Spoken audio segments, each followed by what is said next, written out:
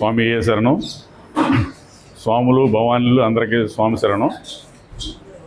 కుప్పనపూడి గ్రామంలో శివాలయం ప్రాంగణంలో ముత్యాల రామకాంతమ్మ గారు, మాణిక్యం గారు కమ్యూనిటీలలో ఇప్పుడు 7 సంవత్సరాల నుంచి స్వాములకి భవానీలకి భిక్ష అక్టోబరు నెల కాడి నుంచి డిసెంబరు 20వ తారీఖు వరకు కూడా 70 రోజులు 75 రోజుల వరకు భిక్ష అందరికీ ఏర్పాటు చేస్తున్నాం. అలాగే పొద్దున్న పూట అల్పారం కూడా ఏర్పాటు చేస్తున్నాం. రోజు భిక్షకే అల్పారాన్ని కూడా 400 మంది నుంచి 300 అలాగే 400 500 మంది ఉంటున్నారు. అందరికీ భిక్ష చేస్తున్నాం. అందరూ భగవంతుడి దయ వల్ల ప్రజల సహకారం వల్ల చేయగలుగుతున్నాం. అందరూ సహకరించేనే చేయగలుగుతున్నాం. అలా చేసి అందరికీ భిక్ష ఏర్పాటు చేసి చేస్తున్నాం. స్వామి శరణం. ఓం శరణమే శరణమయ్యప్ప. జై భవాని.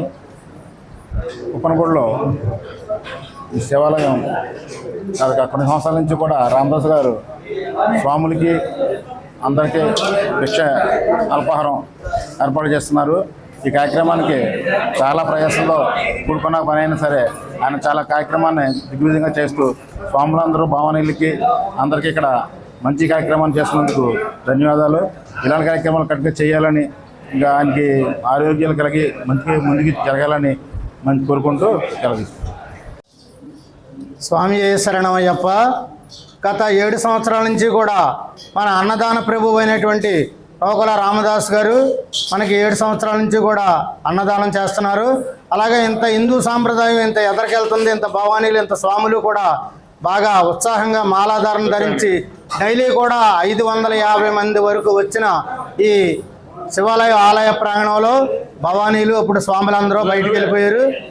ఇప్పుడు భవానీలు మాత్రమే ఉన్నారు. అలాగే ప్రతిరోజు కూడా ఉదయం 7 గంటల నుంచి అల్పాహారం, మధ్యాహ్నం 12 గంటల నుంచి కూడా భిక్ష ఏర్పాటు చేస్తున్నారు. ఈ 7 సంవత్సరాల నుంచి కూడా చక్కగా వైభవతీతంగా ఈ స్వాములు భవానీలు వస్తున్నందుకు మరొకసారి ఈ ధన్యవాదాలు తెలియజేసుకుంటూ సెలవు తీసుకుంటున్నాం.